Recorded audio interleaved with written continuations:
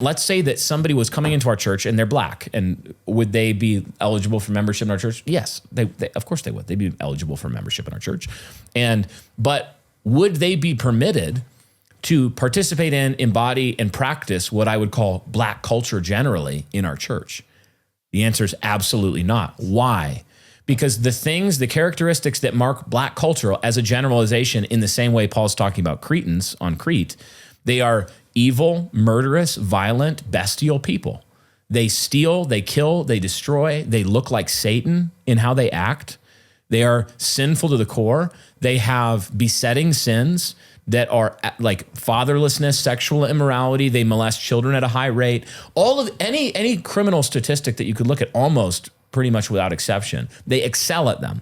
Black culture. So when we make this generalization, one of the purposes of it, one of the points of utility for it, is for black people who do not embody that culture to repudiate it, hate it, and also for policymakers to make the kind of political movements and in terms of law and order that would usher in the change over time of that culture. One of them would be something like, I tweeted about this, the law of Moses in Deuteronomy 21 concerning a rebellious child. If 5 to 6% of black, I think it's something like 5% of black males are murderers.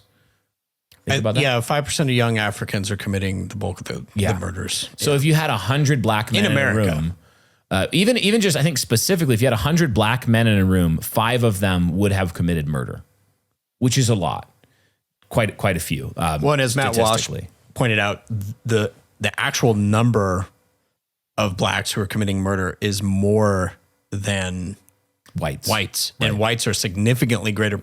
60% compared to 13% of percentage of the population. Yeah. So if you take that, and then you took a law like Deuteronomy 21, which is a just law that God enacted through Moses.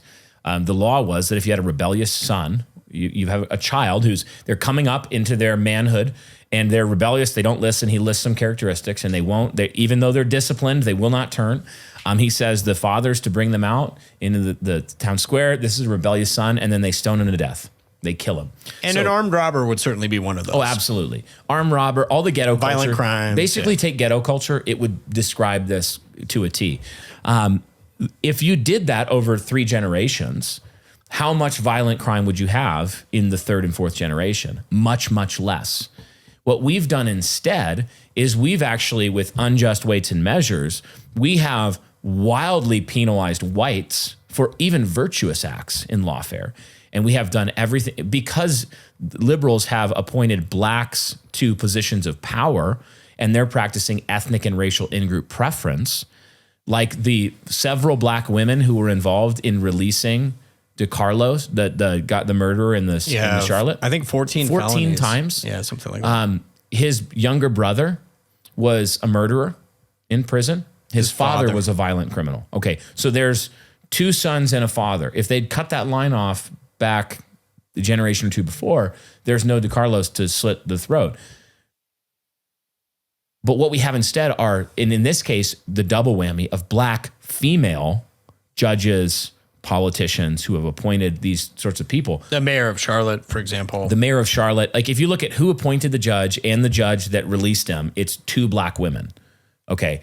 And what did they do? They said, oh, it's mental health, it's homelessness, it's this, it's that. It's not a criminal tendency of black males that needs to be cut off through the wielding of the sword by the civil magistrate.